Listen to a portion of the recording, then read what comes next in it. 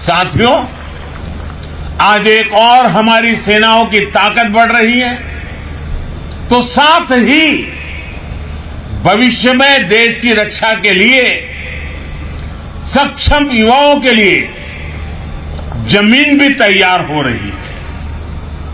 ये 100 सैनिक स्कूल जिनकी शुरुआत होगी, ये आने वाले समय में देश का भविष्य ताकतवर हाथों में देने का काम करेंगे। हमारी सरकार ने सैनिक स्कूलों में बेटियों के एडमिशन की भी शुरुआत की है। 33 सैनिक स्कूलों में इस सत्र से गर्ल्स स्टूडेंट्स की एडमिशन शुरू भी हो गई है। यानी अब सैनिक स्कूलों से रानी लक्ष्मीबाई जैसी बेटियां भी निकलेगी, जो देश की रक्षा, सुरक्षा और विकास की जिम्मेदारी अपने कंधों पर उठाए। इन सब प्रयासों के साथ ही एनसीसी अलुमनाई एसोसिएशन और एनसीसी कैडेट्स के लिए national programme of simulation training ये राष्ट्र रक्षा समर्पण पर्व की भावना को साकार करेंगे। और मुझे खुशी है कि आज रक्षा मंत्रालय ने, एनसीसी ने मुझे मेरे बचपन की यादें याद दिला दी। मुझे फिर से एक बार एनसीसी का वो रुबाब, एनसीसी का एक मिजाज जोड़ दिया। उन सब से आग्रह करूंगा कि आप भी अगर कभी एनसीसी के कैडेट के रूप में रहे हैं तो आप जरूर बनिए और आओ, हम सभी पुराने एनसीसी कैडेट देश के लिए आज जहां हो, जैसा भी काम करते हो, कुछ न कुछ देश के लिए करने का संकल्प करें, मिलकर करें। जिस एनसीसी ने हमें शिस्त सिखाई, जिस एनसीसी ने हमें साहस सिखाया, जिस एनसीसी ने हमें राष्ट्र के स्वाभिमान के लिए जीने का सबक सिखाया, ऐसे संस्कारों को अब देश के लिए हम भी उजागर करें। एनसीसी के कैडेट्स के जज्बे का, उनके समर्पण का लाभ अब देश के बॉर्डर और कोस्टल एरियाज को भी प्रभावी तरीके से मिलेगा।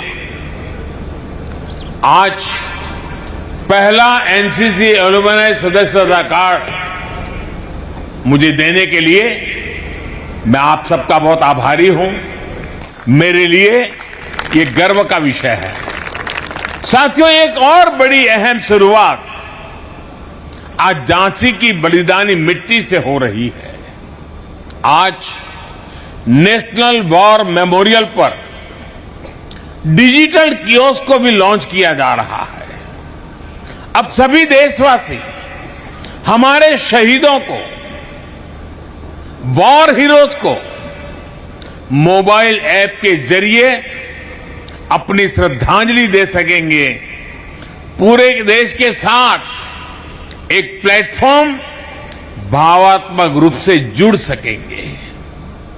इन सब के साथ ही आज यूपी सरकार द्वारा अटल एकता पार्क और 600 मेगावाट का ultra mega solar power park की भी, यह भी झांसी को समर्पित किया गया है। आज जब दुनिया प्रदूषण और पर्यावरण की चुनौतियों से जूझ रही है, तब सोलर पावर उपलब्धि देश और प्रदेश की दूरदर्शी विजन का उदाहरण है। मैं विकास की इन उपलब्धियों के लिए, अनवरत चल रही कार्य योजनाओं के लिए भी आप सभी को बधाई देता हूं। साथियों, मेरे पीछे ऐतिहासिक झांसी का किला गवाह है कि भारत कभी कोई लड़ाई शौर्य और वीरता की कमी से नहीं हारा। रानी लक्ष्मीबाई के पास अगर अंग्रेजों के बराबर संसाधन और आधुनिक हथियार होते तो देश की आजादी का इतिहास शायद कुछ और होता। जब हमें आजादी मिली तब हमारे पास अवसर था, अनुभव भी था। देश को सरदार पटेल के सपनों का भारत बनाना,